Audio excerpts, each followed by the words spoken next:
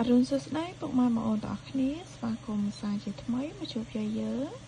នៅព្រឹកនេះដែរយាយយើងមានតម្រុយថ្មីសម្រាប់ពុកម៉ែបងប្អូនទស្សនានិងមើលកំសាន្តលេងសម្រាប់ថ្ងៃទី21ខែ6 2025តម្រុយរបស់យាយក៏មានប៉ុណ្ណឹងហើយយាយក៏មានសុបិនយាយជូនពុកម៉ែបងប្អូនស្រាប់កំសាន្តនេះគ្នាតែមុននឹងនិយាយសុបិនយាយក៏សូមប៉ងពុកម៉ែបងប្អូនចូលរួមទស្សនាទាំងអស់គ្នានេះកុំភ្លេចជួយចុចពាក្យ like ជា subscribe ឬក៏នឹងឲ្យ channel យាយម្នាក់មួយផងអូនណាដើម្បីទទួលបានវីដេអូក្រោយៗក៏ដូចជាពុកម៉ែបងប្អូនចង់បានតម្រុយតាមម៉ោងកុំភ្លេចចុច link និយាយដាក់លើ comment ហ្នឹងទៅនឹងឃើញតម្រុយតាមម៉ោងណាបងប្អូនតាគ្នាចានៅទីនោះមានទទួលកត់តាចឹងពុកម៉ែបងប្អូនចូលមកស្ដាប់សុបិនយាយយប់មិញនេះយាយសុបិនឃើញយាយជិះលើម៉ូតូពីរនាក់មនុស្សប្រុសចាហ្នឹងហើយជិះលើម៉ូតូតែម៉ូតូហ្នឹងអត់ទៅមុខទេណា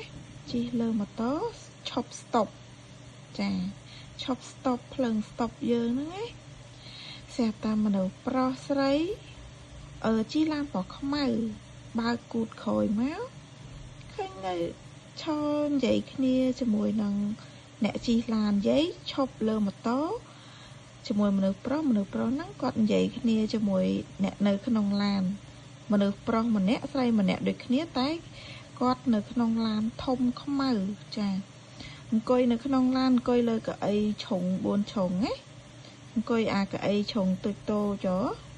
ចាឃើញអង្គុយគូតឡានហ្នឹងមួយមនុស្សស្រីហើយអង្គុយនិយាយគ្នាជាមួយនឹងម្នាក់ប្រុសដែលដប់យាយហ្នឹងហើយឈប់ stop ចាមួយក្នុងឡានមួយលើម៉ូតូនិយាយគ្នាអញ្ចឹងណាបងអូនហ្នឹងហើយអញ្ចឹងយាយក៏កាត់យក08 09 46 49 48 809 649 498អស់0និងអស់40អញ្ចឹងបងប្អូនចេះកាត់លេខអីក៏យកតាមហ្នឹងទៅណាចាហើយកជូនប៉ហេងសំណាងល្អទាំងអស់គ្នាអញ្ចឹងវីដេអូយាយក៏មានតែប៉ុណ្្នឹងទេជួបគ្នានៅវីដេអូក្រោយបាយ